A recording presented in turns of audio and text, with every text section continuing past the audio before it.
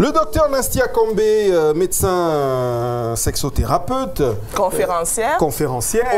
Auteur. Experte en sexothérapie. Ben voilà. Hein? Et qui est venu ce soir pour nous nuire ce soir. Et donc on parle de... S'il vous plaît. Allez, chambre à part. Faire chambre à part, une solution pour une sexualité épanouie, c'est une interrogation. Docteur Nastia, qu'est-ce qu'une chambre... Enfin, c'est quoi faire chambre à part dans un couple et pourquoi certains couples choisissent cette option? Faire chambre à part, c'est pour les couples qui vivent déjà ensemble sur le même toit et qui décident qu'étant sur le même toit, monsieur dort dans sa chambre et madame dort dans sa chambre. C'est-à-dire que chacun dort dans sa chambre. Mais on est dans la même maison, déjà sur le même toit. Et on n'a pas de problème. On a choisi d'être là, on n'est pas encore là. Okay. Vous êtes officiellement marié. Faire chambre à part, oui. Okay. Vous êtes soit officiellement marié, soit en concubinage, il n'y a pas de problème. Ok.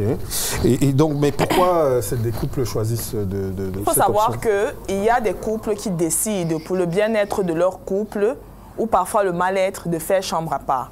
Donc, il y a deux situations. Il y a des situations où les gens décident de faire chambre à part lorsqu'ils sentent qu'ils ont trop de problèmes et pour créer un peu la distance dans le couple, on décide que je dors dans ma chambre ou vraiment toi tu dors dans ta chambre.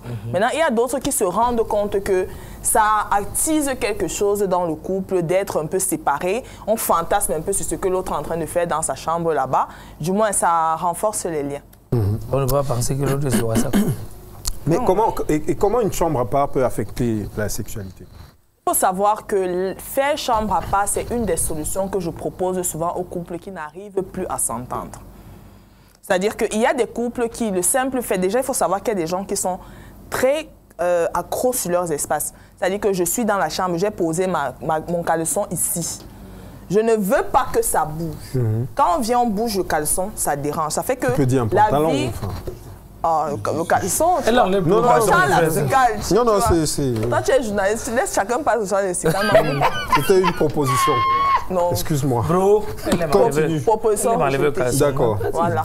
Donc, tu vois, tu peux avoir mis ton caleçon de travers et le soutien de travers. Ok. Je n'en mets pas. Ok. Et la personne avec qui tu cohabites ne fait pas forcément attention à ces petits détails. Mais le simple fait que toi, tu sois à cheval sur ces détails-là, tu vois un peu, ça crée beaucoup. Ça peut créer beaucoup de problèmes dans les couples. Tout à fait. Et vraiment, je tiens à dire aux gens que si vous sentez qu'à un moment donné, vivre en cohabitation comme ça, dans la même maison, c'est difficile, faire chambre à part, ça peut être une solution. Parce que là, ça fait qu'on a quand même son espace. C'est pas forcément dire que vous êtes un mauvais couple. Il y a des gens qui aiment bien avoir leur espace. Il veut voir sa brosse à dents là où il l'a laissée. Elle veut peut-être que ses perruques soient posées là-bas. Quand monsieur lui passe, il balance les perruques partout. Ça fait beaucoup de désordre. Ça crée beaucoup de problèmes dans le foyer. Alors que la solution, elle est simple. Tu dors dans ta chambre, je dors dans ma chambre. Si on veut se retrouver, on se retrouve, on programme, on fait ce qu'on a à faire et puis chacun part dormir. Ça n'empêche pas que les gens qui fassent chambre à part puissent dormir de temps en temps ensemble. Ok. Chambre à part, comme nous on vit dans le studio, on fait comment? Un dort au salon, l'autre dort dans la chambre. Avec les enfants. Tout veut sa place. Tu sais que dans la vie, tout le monde n'a pas... Avec les enfants, on fait comment? Sa place sous le soleil. Mais est-ce que ça marche avec tous les couples? Non, il faut savoir que faire chambre à part, c'est vraiment pour un profil de couple. Et vraiment, ça aide beaucoup de couples. J'ai beaucoup de couples que j'ai aidés comme ça, chez qui c'était vraiment difficile la cohabitation. Tu vois, genre 2 ans de mariage, les gars voulaient claquer la porte. Ils se disent que elle est trop désordonnée, elle met ses trucs partout, il y a les mèches partout, je ne supporte plus et tout. Ou bien parfois le gars va voir peut-être... il faut savoir que ça impacte aussi beaucoup la qualité du rapport sexuel. Parce que peut-être le gars peut vouloir faire les pratiques orales et tout. Il se rend compte que quand il est passé dans les toilettes, il y avait les cheveux posés sur ton slip, il y avait les images et tout, ça c'est dérangeant. Donc, ça fait en sorte que quand chacun est dans son coin, on n'a pas trop le temps de remarquer les défauts de l'autre. Et ça crée l'harmonie quand même dans les couples. De se connaître ou quoi? Non, il faut savoir que se connaître quand on vit à distance, ce n'est jamais la même chose que lorsqu'on vit sous le même toit. Je dis jamais. Et je pèse mes mots.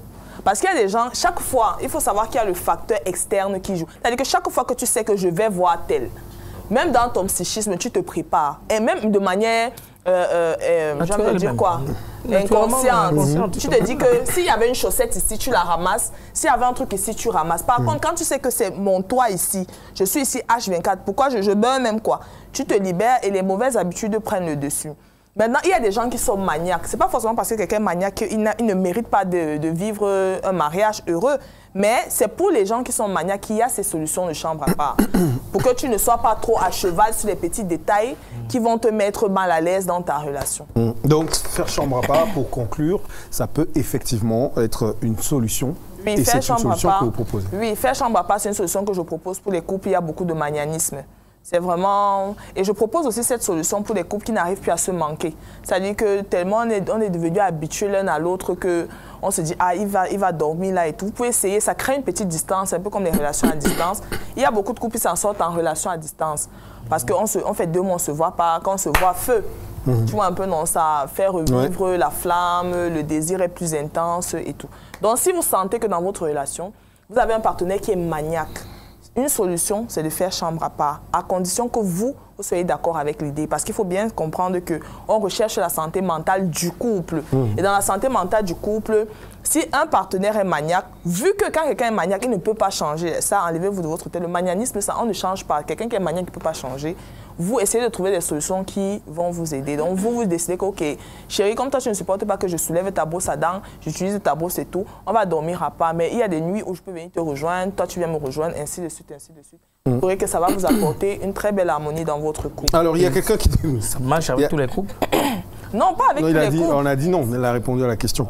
Il y a Goûteux Chateau, la Nubienne, qui dit « Madame, vous faites aussi chambre à part ». Bon.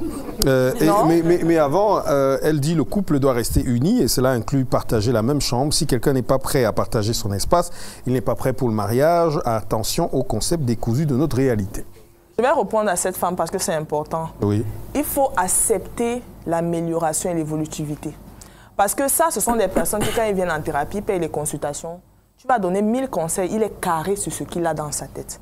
Vous pouvez être surtout que, et tu l'as dit, tu reçois beaucoup de couples. Vous pouvez être en couple avec quelqu'un qui ne supporte pas de partager son espace. On n'est pas dans le « il doit changer », on est dans le « qu'est-ce qu'il faut faire pour que le couple soit épanoui et gai ». Vos états d'âme n'intéressent personne. Ce qu'on veut, c'est que vous soyez un foyer équilibré. Que vous, dans votre conception, vos parents vous aient dit qu'on vit ensemble et tout, c'est pas ça qui est important. Le plus important, c'est que comment préserver la santé mentale du couple. On fait chambre à part, point. Voilà. Parce que les femmes aiment trop argumenter. Mais d'autres disent que c'est un début de divorce. Mais j'ai bien dit ici qu'il y a des couples qui veulent bien vivre ensemble, mais qui n'arrivent pas à trouver leur équilibre. On parle pour les couples qui veulent bien vivre ensemble, mais qui ne se supportent pas quand ils sont dans la même pièce. Ne pas se supporter ne veut pas dire qu'on ne s'aime pas. Il y a, par exemple, et ça arrive les hommes qui ont été élevés de manière droite là. C'est-à-dire que, comme à la militaire, il prend une femme qui est désordonnée là. Parfois, c'est compliqué. Il voit une femme qui, par exemple, fait la lessive 1 fois par semaine. Lui, on lui a appris que tous les matins, tu dois te lever, tu dois faire la lessive. Il commence à faire, mais parce qu'il est le père de famille, le pourvoyeur, il n'arrive pas à tenir le rythme parce qu'il faut qu'il aille chercher l'argent. Or, quand il rentre le soir, il se rend compte que sa femme ne travaille pas, elle n'a pas fait la lessive. Lui, c'est dérangeant. Maintenant, il peut s'adapter, mais à quel prix? C'est là où on est. Est-ce que le fait qu'il s'adapte va briser quelque chose dans l'harmonie de votre foyer? C'est à ce niveau-là qu'on se trouve. Et on vous trouve une solution en vous disant que vous pouvez faire chambre à part. Ça ne veut pas dire que votre intimité sera brisée. Oui, s'ils font chambre à part, ça ne marche pas. Ils vont faire maison à part. Non, pourquoi pas? Non. Après, moi, ce que je comprends, c'est qu'il faut se faire accompagner. C'est important d'avoir des spécialistes, des personnes spécialisées qui ont la méthode pour vous accompagner dans parce qu'effectivement, si vous le faites et que chacun se dit de son côté, ok, moi je vis ma vie, l'autre vit sa vie et que ça sert à quoi? Voilà, ça sert à rien. Tu vois, comme la dame elle dit, si tu ne veux pas vivre avec quelqu'un, ne te mets pas en couple.